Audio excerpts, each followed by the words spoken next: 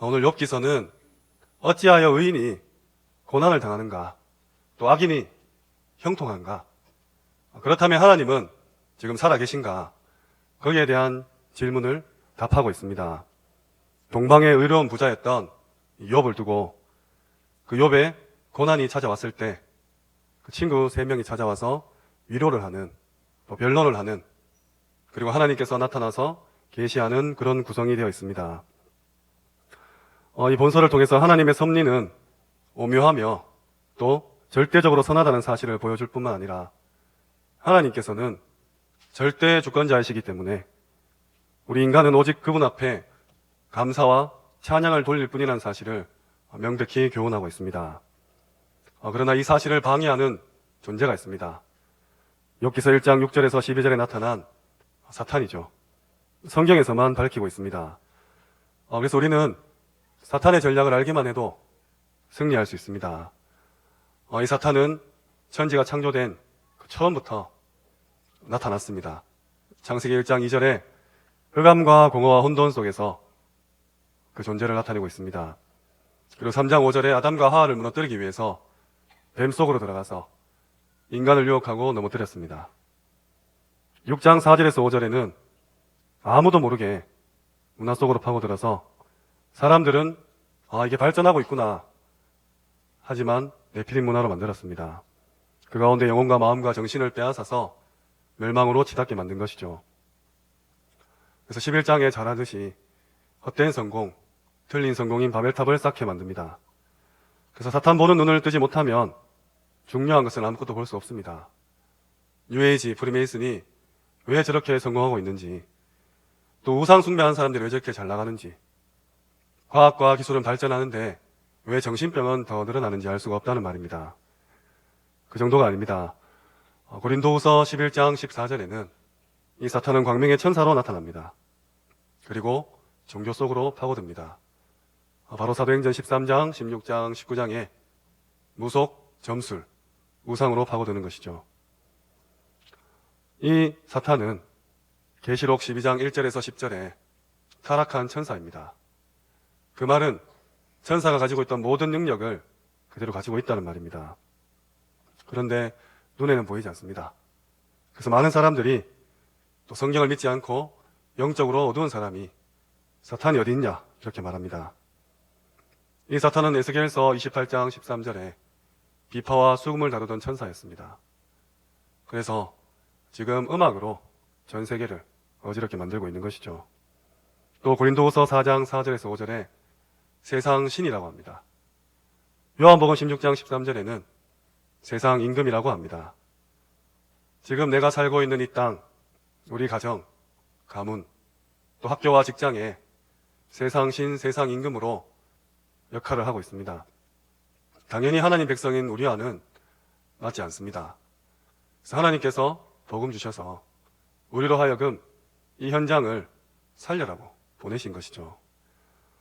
오늘 이 사탄의 존재가 신앙생활 잘하고 있던 욥에게 나타났습니다. 갑자기 욥이 어려움을 당하게 된 것이죠. 그러나 욥은 이런 문제에 전혀 흔들리지 않았습니다. 왜냐하면 이 존재를 알고 있었기 때문입니다. 우리가 사탄의 존재와 그 전략을 안다면 낙심하지 않을 것입니다. 나아가서 하나님의 절대 주권을 안다면 절대로 실패할 수 없습니다. 본서에서 보듯이 악한 사탄도 하나님의 절대 주권 속에 있었기 때문입니다.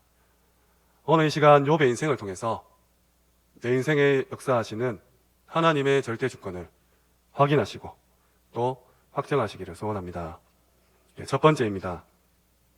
욥을 향한 하나님의 절대 주권. 욥을 향한 하나님의 절대 주권입니다.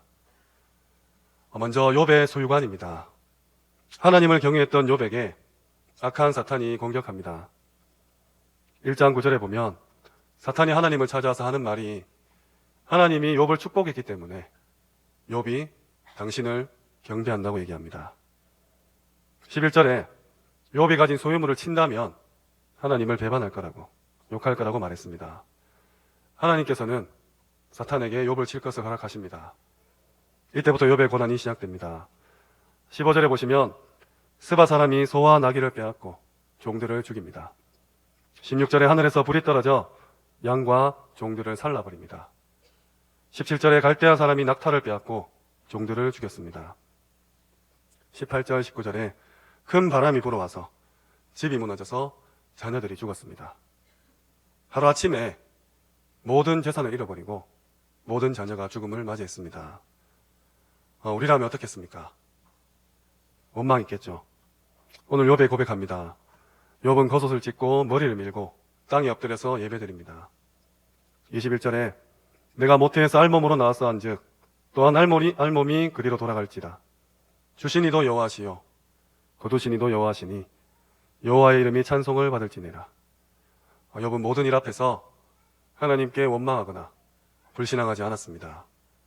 이것이 욥이 가진 소유관이었습니다. 다음으로 욥의 구원관입니다. 욥기서 18장에 보면 욥의 세 친구 중에 수아 사람 빌닷이 말합니다. 네가 어느 때까지 말을 맺겠느냐 깨달아라. 악인의 빛은 꺼지고 장막의 등불은 꺼진다. 백성 가운데 후손도 후예도 없고 거하던 곳에 남은 자가 한 사람도 없을 거다. 이것이 하나님을 알지 못하는 자의 처소다. 이렇게 욥에게 말합니다. 19장에 욥이 대답합니다. 너희가 내 마음을 괴롭히며 말로 나를 짓부수기를 어느 때까지 하겠느냐. 너희가 10번이나 나를 학대하였다. 하나님께서 나를 억울하게 하시고 자기 그물로 나를 에워싸신 줄을 알아라. 너희가 어찌하여 하나님처럼 나를 박해하느냐. 이렇게 얘기합니다. 그러면서 나의 말이 책에 기록되고 영원히 돌에 새겨졌으면 좋겠다. 내 가죽이 벗김 뒤에도 내가 육체 밖에서 하나님을 보리라. 이렇게 고백합니다. 수많은 고통과 어려움 가운데 죽음 이후에 구원에 대한 그 고백을 합니다. 다음으로 욥의 인생관입니다. 욥기서 22장에 보면 대만 사람 엘리바스가 세 번째로 말을 합니다. 욥 네가 어려운들 전능자에게 무슨 기쁨이 있겠으며 네 행위가 온전한들 무슨 이익이 있겠느냐. 올무들이 너를 둘러있고 어두움이 너로 하여금 보지 못하게 하고 홍수가 너를 덮느니라. 너는 하나님과 화목하고 평안해라. 그래야 네가 복을 받을 것이라. 이렇게 위로합니다. 사실 위로가 아니죠. 23장에 욥이 대답합니다. 내가 어떻게 하면 하나님을 발견하고 그의 처소에 나아가랴. 내가 가는 길을 그가 아시나니 그가 나를 단련하신 후에는 순금같이 되어 나오리라. 그는 뜻이 일정하시니 마음에 하고자 하시는 것이 있으면 행하신다. 그리고 내게도 작정하는 것이 있고 이루실 것이다. 이런 일이 그에게 많이 있다. 오늘 읽은 본문입니다. 욥은 인생을 두고 하나님께서 내게 작정한 것이 있다고 그 절대 주권을 인정합니다. 하루아침에 전 재산을 잃고 온몸이 고통 가운데 빠져있는 그 욥의 고백입니다. 자신이 가진 것들, 또 자신의 죽음 이후의 것들, 또 인생 전체를 두고 하나님의 절대 주권을 오늘 욥은 고백합니다. 우리는 어떻습니까? 우리도 많은 어려움과 고통, 환난과 어려움 속에 이와 같은 고백을 하실 줄 믿습니다. 이것이 오늘 욥을 향한 하나님의 절대 주권입니다. 두 번째입니다. 나를 향한 하나님의 절대 주권입니다. 나를 향한 하나님의 절대 주권입니다. 오늘 본서의 욥은 세 가지 시험을 당했습니다. 1장에서는 자기의 소유물과 주변의 것들, 즉 자녀와 재산에 대한 시험을 받았고 2장에서는 자기 자신에 대한 시험을, 육신의 고통의 시험을 받았습니다. 그리고 3장부터 친구들로부터의 비난을 받았는데 자세히 살펴보면 이 시험이 가장 큰 장수를 차지하고 있습니다. 대만 사람 엘리바스, 또 수아 사람 빌닷, 또 나아마 사람 소발 이 세 사람이 31장까지 욥과 함께 더불어 변론합니다. 그리고 그 이후에 나이가 어려서 말을 하지 못했던 엘리후가 나서게 되고 하나님께서 마지막으로 이 계시를 주십니다. 이 본문을 묵상하면서 한 가지 든 생각이 있습니다. 말로 주고받는 시험이 정말 크고 어려운 시험이구나. 재산을 다 잃고 자녀도 다 잃고 온몸이 병들어도 단번에 승리했는데 마지막 시험 참 오랫동안 지속되었습니다. 본문을 보면서 우리가 사역하는 것들, 특별히 문제 앞에서 우리가 그것을 보는 눈, 또 생각, 또 그것을 대해서 말과 행동하는 것들이 참 위험할 수 있겠다는 생각이 들었습니다. 친구들 살펴보면 처음에는 욥을 위로하러 왔습니다. 병문안 온 거죠. 위로하는 척 하면서 말을 시작했는데 결국은 내 말이 맞고 네 말은 틀렸다, 이런 변론으로 치닫습니다. 살리러 갔는데 죽이는 말이 넘쳐났다는 겁니다. 절대주권 하면서 혹시 남에게 너무 가혹한 잣대를 들이대진 않으십니까? 혹 반대로 절대주권 하면서 나에게는 너무 관대한 그런 모습을 보이시진 않습니까? 하나님께서는 수준 따라 사람을 쓰시지 않습니다. 수준이 높다고 쓰고 수준이 낮다고 쓰진 않습니다. 안 쓰는 건 아닙니다. 하지만 수준이 필요 없는 현장에 쓰시겠죠. 우리가 규모를 갖춰서 전도가 잘 되고 규모가 없다고 전도가 안 되는 것은 아닙니다. 하지만 하나님께서는 규모가 없는 사람은 규모가 필요 없는 현장에 보내실 것입니다. 우리의 인격이 교회를 부흥시키거나 몰락시키는 건 아닙니다. 하지만 인격을 갖추지 못한다면 인격이 필요 없는 현장에서 쓰임받을 것입니다. 제가 대학 새내기 시절에 한 랩런트가 PC방에서 밤을 새고 왔었습니다.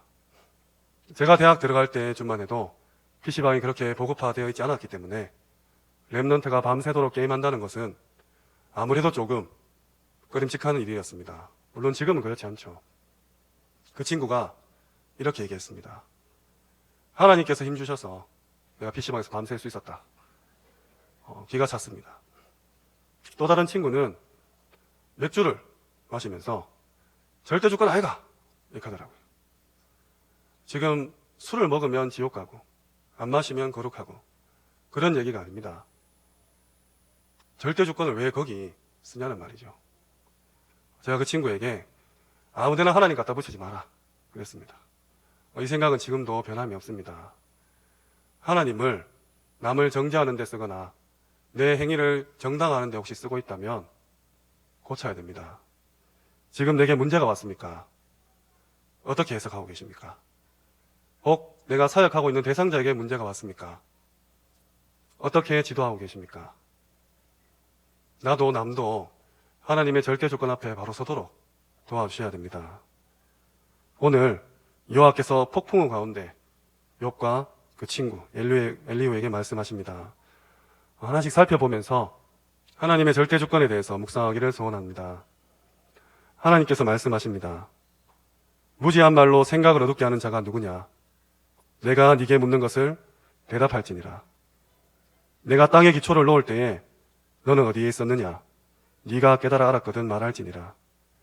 누가 그것의 도량법을 정하였는지, 누가 그 줄을 그것 위에 띄웠는지 네가 아느냐? 그것의 주추는 무엇을 위해 세웠으며 그 모퉁이 돌을 누가 놓았느냐? 그때 새벽별들이 기뻐 노래하며 하나님의 아들들이 다 기뻐 소리를 질렀느니라. 천지가 창조될 때 네가 어디 있었냐? 이 말입니다. 저희는 없었죠. 바다가 그 모태에서 터져 나올 때 문으로 그것을 거둔 자가 누구냐? 그때 내가 구름으로 그 옷을 만들고 흑암으로 그 강보를 만들고 한계를 정하여 문빗장을 지르고 이르기를 네가 여기까지 오고 더 넘어가지 못하리니 내 높은 파도가 여기서 그칠지니라 하였노라. 내가 너의 날에 아침에 명령하였느냐? 새벽에 그 자리를 일러 주었느냐? 네가 바다의 샘에 들어갔었느냐? 깊은 물 밑으로 걸어다녀 보았느냐? 사망의 그늘진 문을 네가 보았느냐? 땅의 너비를 네가 측량할 수 있느냐? 네가 그 모든 것들을 다 알거든 말할지니라. 우리는 아무것도 모릅니다. 우리는 3분만 물에 빠져도 죽습니다. 그런데 얼마나 말을 많이 하고 다니는지요. 어느 것이 광명으로 있는 곳으로 가는 길이냐? 어느 것이 흑암이 있는 곳으로 가는 길이냐? 네가 눈 곳간에 들어갔었느냐? 우박 창고를 보았느냐? 누가 홍수를 위하여 물길을 터주었으며 우레와 번개길을 내어주었느냐? 누가 사람 없는 땅에 사람 없는 광야에 비를 내리며 황무하고 황폐한 토지를 흡족하게 하여 연한 풀이 돋아나게 하였느냐? 비에게 아비가 있느냐? 이슬방울은 누가 낳았느냐? 얼음은 누구 태에서 났느냐? 공중의 서리는 누가 낳았느냐? 네가 별자리들을 각각 제때에 이끌어낼 수 있으며 북두성을 다른 별에게로 이끌어갈 수 있겠느냐? 네가 하늘의 궤도를 아느냐? 네가 너의 목소리를 구름에까지 높여 넘치는 물이 네게 덮이게 하겠느냐? 번개가 너에게 우리가 여기 있나이다 하게 하겠느냐? 웃긴 말이 있습니다. 기상청에서 소풍 갈 때 비가 온다 이런 말이 있죠. 우리는 자연 앞에서 굉장히 무기력한 존재입니다. 천재지변 앞에서 나약한 존재입니다. 태풍이 오면 속수무책으로 당하고 지금은 또 미세먼지로 고통받고 있습니다. 우리가 할 수 있는 거라고는 핸드폰으로 일기예보 보고 마스크 끼는 게 전부죠. 하나님 앞에서 우리는 이렇게 나약한 존재입니다.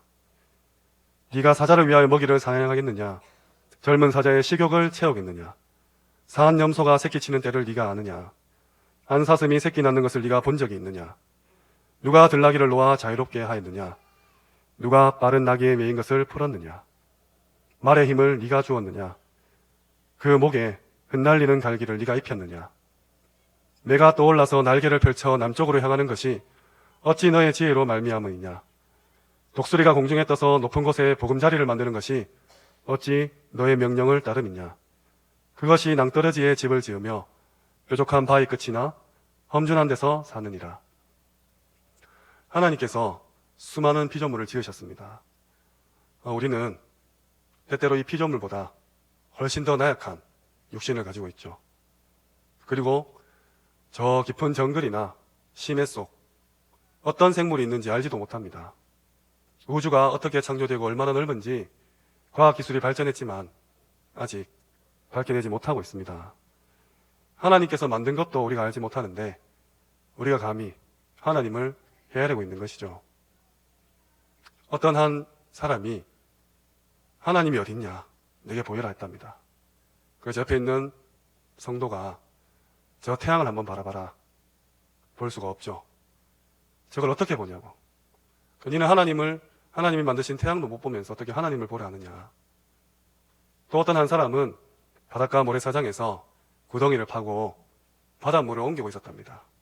그래서 지나가는 사람이 당신 뭐 하냐니까 내가 바다를 이 옆으로 옮기고 있다. 안 되는 이야기죠. 우리의 짧은 생각과 경험과 그런 체험들, 우리가 했던 작은 사역들, 하나님 앞에서, 하나님의 역사 앞에서 겸손해야 됩니다. 네가 내 공의를 부인하려느냐? 네 의를 세우려고 나를 악하다 하겠느냐? 네가 하나님처럼 능력이 있느냐? 오늘 하나님께서 욥과 세 친구에게 또 우리에게 말씀하셨습니다. 이런 하나님께서 지금 지구를 운행하고 계십니다. 나를 구원하시려고 그리스도를 보내셨고 자녀 삼으셨습니다. 그리고 지금 나와 함께하고 계십니다. 지금 내게 문제가 왔습니까? 어떻게 해석하고 계십니까? 지금 내가 사역하고 있는 대상자에게 문제가 왔습니까? 어떻게 지도하고 계십니까? 말씀을 맺겠습니다. 오늘 욥이 회개합니다. 욥기서 42장 5절에 내가 그동안은 주께 대하여 귀로 듣기만 하였는데 이제 눈으로 주를 배웁니다. 저도 이 본문을 읽으면서 조금 이 기분을 느낄 수 있었습니다. 전에 했던 회개와는 전혀 다른 참된 회개를 한 것이죠. 그리고 하나님께서 그 친구들에게 노하십니다. 너희가 나를 가리켜 한 말이 내 종 욥이 고백한 것에 비해서 옳지 못하다고 얘기하십니다. 그래서 욥에게 너희를 대신해서 번제를 드리면 너희 세 친구의 우매함을 내가 벌하지 않겠다 합니다. 욥은 하나님 말씀대로 행하였고 하나님께서는 친구들의 죄를 사하고 욥의 모든 공경을 돌이키시며 갑절에 축복을 허락하십니다. 내게 작정하신 것, 하나님의 뜻은 일정하십니다. 오늘 읽은 본문처럼 아무도 돌이킬 수 없습니다. 또 하나님께서 마음에 하시고자 하는 것이면 그 누구도 막을 수 없고 하나님은 기필코 이루십니다.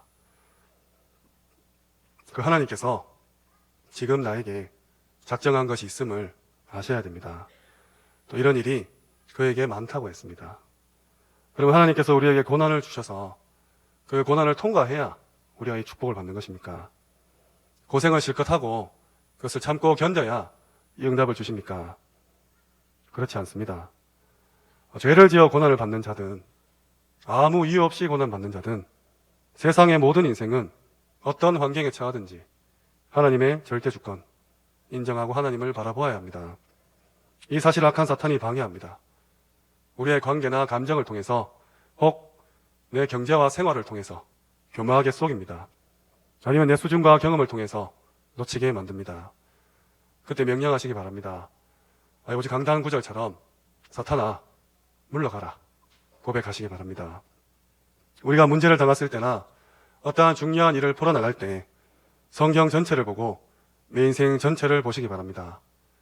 만약 우리가 80세까지 산다면 지금 이것은 간증거리입니다. 우리가 살아가는 과정 중에 하나의 점일 뿐입니다. 그렇다면 지금 나는 하나님 앞에서 또 사람 앞에서 증인으로 증거거리 만드는 시간입니다. 그래서 하나님 앞에 기도하는 것이며 내 인생의 작품을 찾아내는 것입니다. 여기에서 모든 힘을 회복하시고 하나님과 함께 하심을 누리시면 됩니다. 하나님께서는 나를 제자로 작정하셨습니다.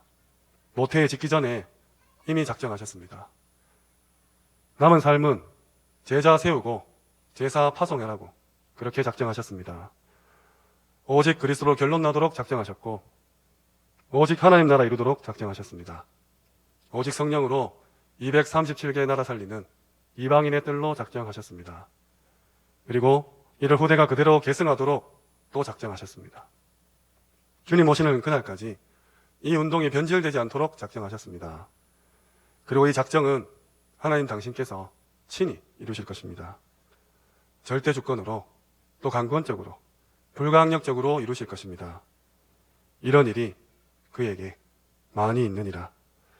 남은 한 주간 이 언약 붙잡으시고 승리하시기를 주님의 이름으로 축원합니다.